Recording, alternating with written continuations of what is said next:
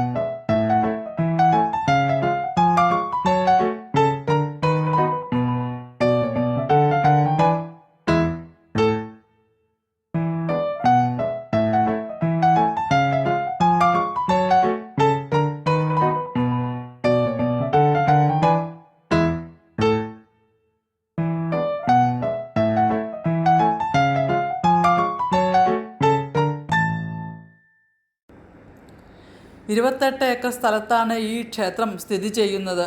ക്ഷേത്രവും ക്ഷേത്രത്തിൻ്റെ ചുറ്റുപാടും നിറച്ച് പാറകൾ നിറഞ്ഞതാണ്. ഒരു പാറയുടെ ഗുഹയ്ക്കുള്ളിൽ തന്നെയാണ് ഈ ക്ഷേത്രം സ്ഥിതി ചെയ്യുന്നത്. ക്ഷേത്രത്തിൻ്റെ ഉടമസ്ഥതയിലുള്ളത് കല്ലിൽ പിഷാരടി കുടുംബമാണ്.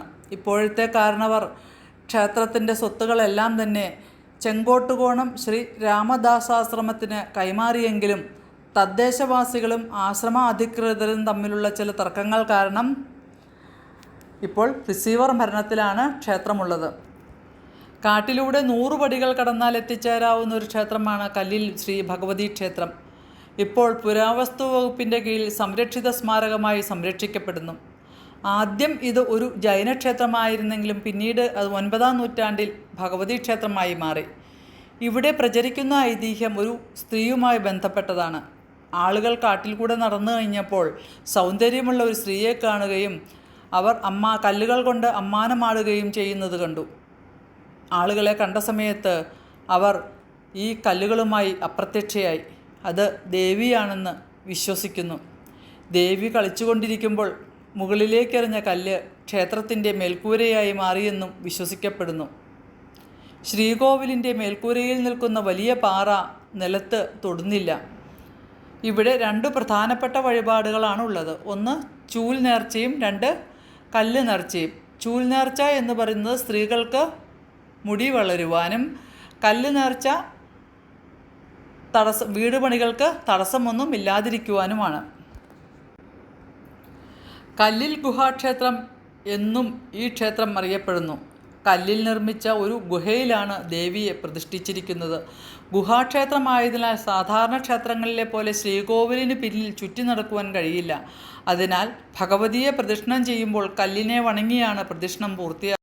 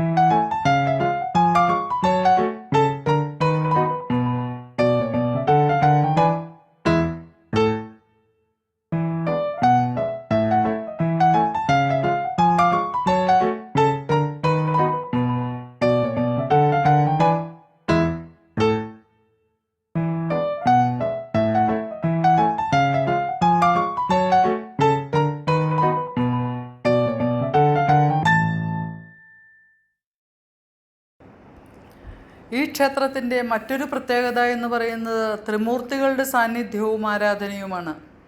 സുദർശന ചക്രത്തിൻ്റെ രൂപത്തിലുള്ള വിഷ്ണുവിനെയും ശിവനോടൊപ്പം ആരാധിക്കപ്പെടുന്നു. ശ്രീകോവിലിൻ്റെ പ്രവേശന കവാടത്തിലെ പാറയിൽ ബ്രഹ്മാവിനെ കൊത്തിയെടുത്തിട്ടുണ്ട്. കൂടാതെ സൂര്യോദയത്തിൽ ദിവസേന പാലഭിഷേകവും നടത്തുന്നു.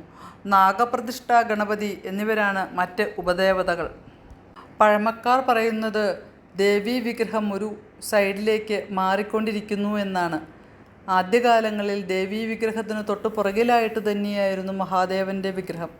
എന്നാൽ ഇപ്പോൾ മഹാദേവൻ്റെ വിഗ്രഹം നമുക്ക് നേരിട്ട് കാണാൻ സാധിക്കത്തക്ക രീതിയിലാണ് കാണുന്നത്.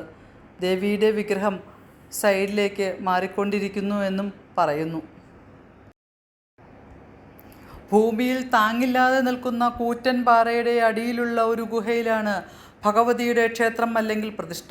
ലോകത്തിലെ അത്ഭുതങ്ങളിൽ ഒന്നായി കണക്കാക്കാവുന്ന ഭഗവതിയുടെ കൃപയാൽ മാത്രം സ്ഥാനം പിടിച്ചിരിക്കുന്ന ഈ പാറ ഈ ക്ഷേത്രത്തിൻ്റെ സവിശേഷതയാണ്. 75 അടി നീളവും 45 അടി വീതിയും 25 അടി ഉയരവുമുള്ള ഒരു ഭീമൻ ഏകശിലാരൂപം ചരിത്ര സൂക്ഷിപ്പുകാർക്കും ശാസ്ത്ര സമൂഹത്തിനും മുന്നിൽ ഒരു നിഗൂഢതയായി ഉയർന്നു നിൽക്കുന്നു. ക്ഷേത്രത്തിൻ്റെ തുടക്കം BC 3-ാം നൂറ്റാണ്ടിലേതാണെന്ന് പഠനങ്ങൾ സൂചിപ്പിക്കുന്നുണ്ട്.